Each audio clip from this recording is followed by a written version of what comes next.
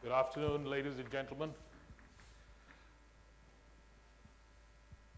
Bystander care for road accident victims is needed and it works. You have before you proof of the pudding. September 1993, at about midnight, I had a road accident on my two-wheeler. There was a Sikh gentleman behind me in his car who took me to the nearest hospital, which was about 2.5 kilometers away. And I'm here to talk to you today. Piyush is a dear friend, and we have been doing whatever we can to help him in his initiative. He needs a lot more of us from this room to help him get where he wants to. I run a company called The Idea Works. We started in 2006 as a typical graphic design and advertising firm. We evolved into communication strategy. And it was sometime in 2010 that, tired of typical pretty picture, smart line kind of advertising, that my partner and I decided to get closer to the youth of India and the rest of the world, to harvest ideas, to take them to fruition, to help them live their dreams, pursue and attain their aspirations. It's 3 years from then, and in a small measure, we do have succeeded. What we essentially do is try and connect individuals, institutions, professionals, investors, corporations, governments, and countries together. The operating philosophy is there on the screen. Compete, collaborate, co-create the future. We look to design, we look to innovation, and most importantly, we look for entrepreneurs. Now, how many of us in this room are entrepreneurs?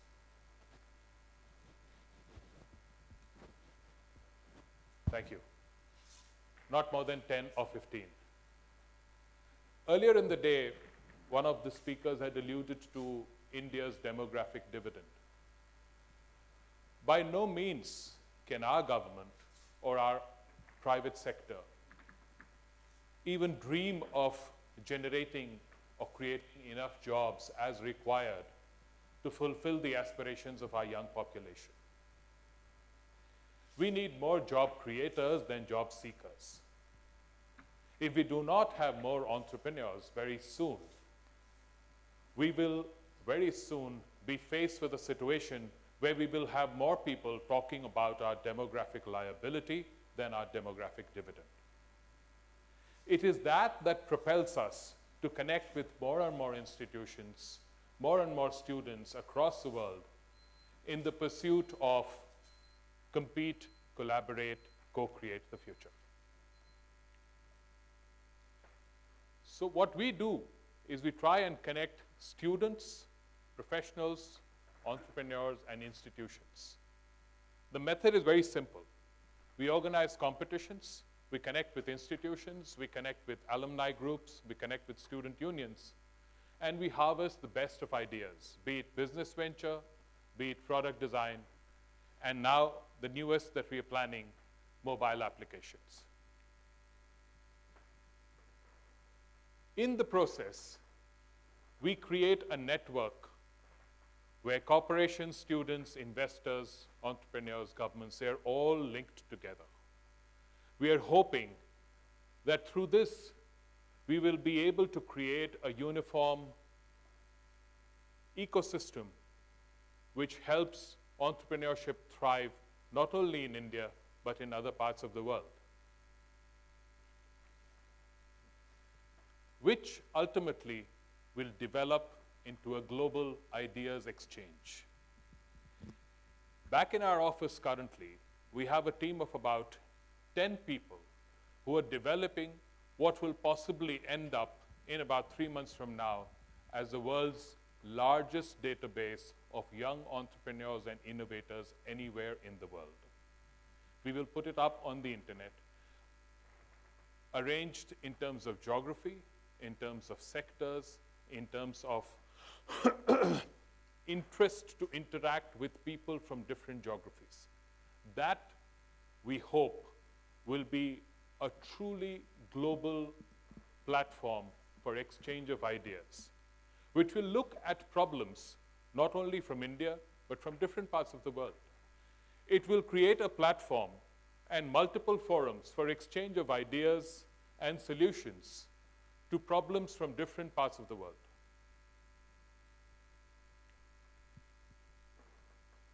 We already have a program called India, Africa, A Shared Future, which began in 2011 with a generous funding from the Ministry of External Affairs. We've completed 2 editions of competitions and a fellowship program for young entrepreneurs. We are now into the 3rd edition, which will be announced sometime in September. We've done business venture competitions. We've done essay writing. We've done poster design. We've done photography. While we are looking at entrepreneurs, the other softer competitions are aimed at bringing the people closer to each other, to start some interaction, be it photography or poster design.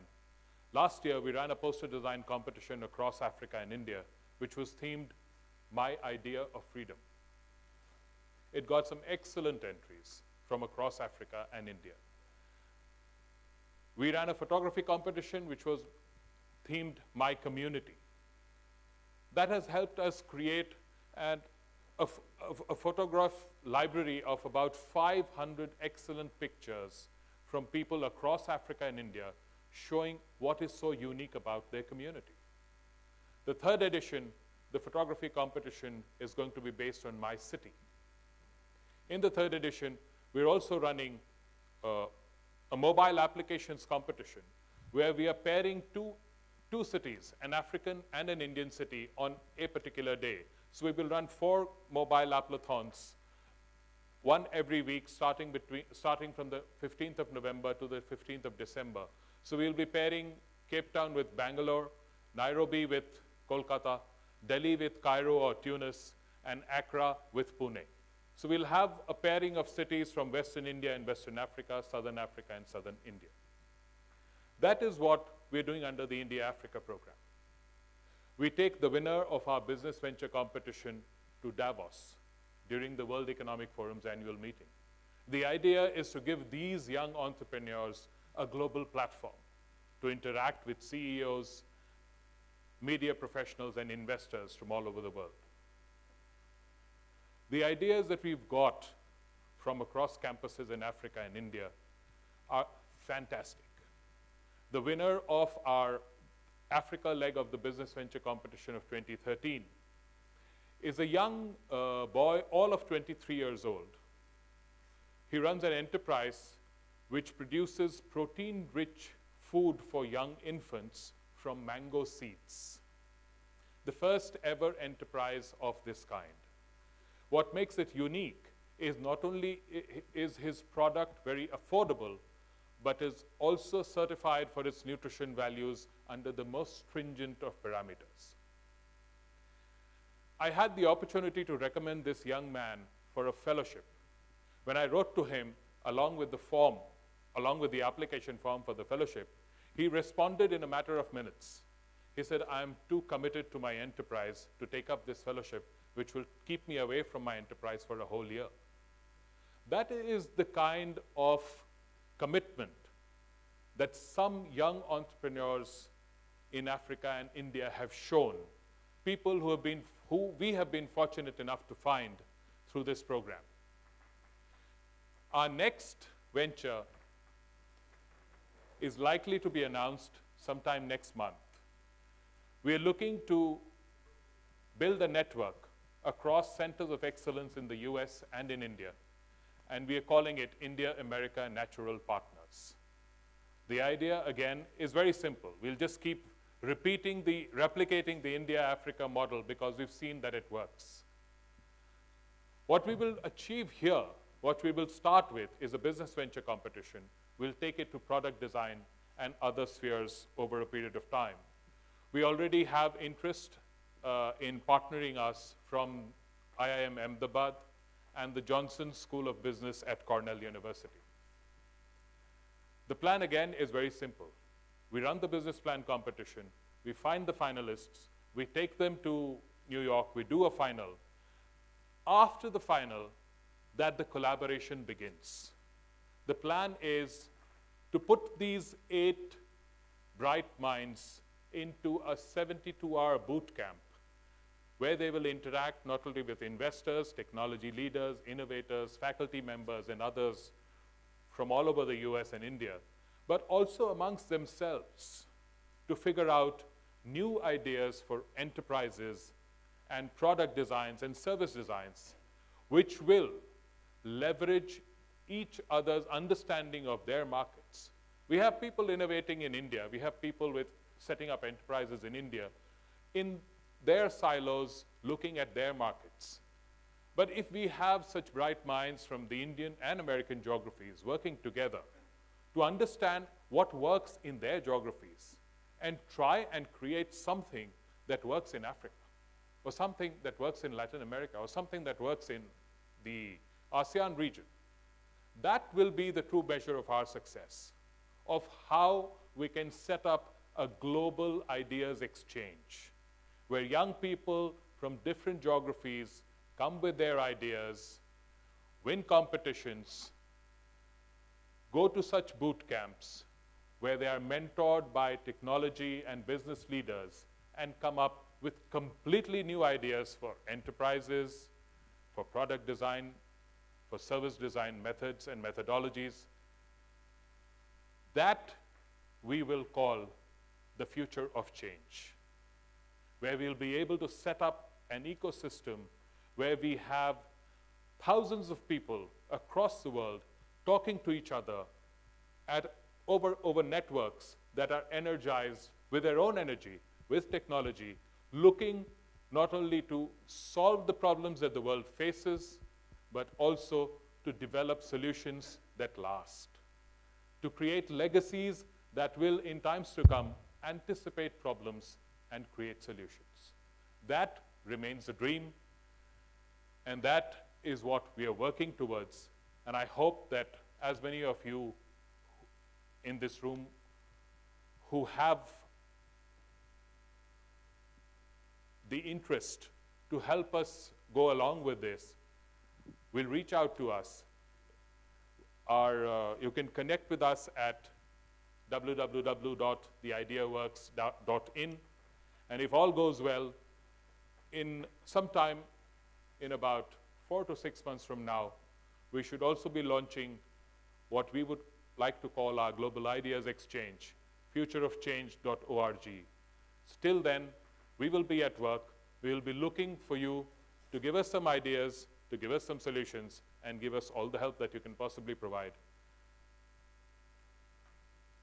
while we try to get young people across the world to compete, collaborate, and co-create the future. Thank you very much. Any Amit questions? had asked me to keep the floor warm for the chief guest who's still on his way, so I'm happy to take questions. The Honorable Minister is just late because of the Delhi traffic. So I think we'll break for tea for 10 minutes, and then 4:25 we'll come back. Right. Thank you so much, Mr. Amit.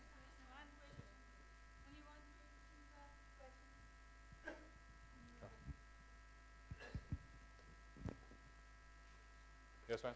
Yeah, I'm Shakti Sharma from Shakti Foundation once again with all the blind youth of India. We have been doing a research for last 2 years, and we finalized the research and we've been giving demonstrations everywhere. And Mauritius Embassy has been very kind. We gave our demonstrations to them and they were very happy, and they have offered us to set up a unit in Mauritius. So would you help us take these blind children all over the globe? Our therapies, we will, we would have to give you a demonstration of what we are doing. It's innovative, and it serves the society and it serves the cause. Sure, we would be most happy to see what you have And then, since ours is a completely government-funded program, we will have to arrange for a demonstration to the Ministry of External Affairs and take it up from there. But yes, there are a number of initiatives that we are trying to drive across Africa, and this fits in very well. And in fact, you may already be knowing about him. There's a gentleman called Dr. Jitendra Agarwal, Yeah. who came to our office some 3 years ago. He runs an amazing institution called Sarthak, which works towards ensuring that people with physical disabilities get jobs. And Dr. Agarwal himself was afflicted with a nervous disorder, and he had a flourishing practice as a dentist, but he started turning blind. And now he is more or less completely blind, but he runs this amazing institution called Sarthak.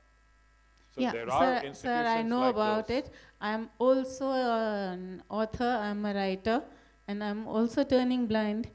And I have I have lost almost all my vision, besides little bit of peripheral vision, and that's the same motto we are working on. He's working in India, we are working over the globe. We're trying to work over the globe. And he's a good friend, very good friend. We keep in touch. Sure. So we would look forward to your support to take it Sure, absolutely. We'd love globally. to know how we can help.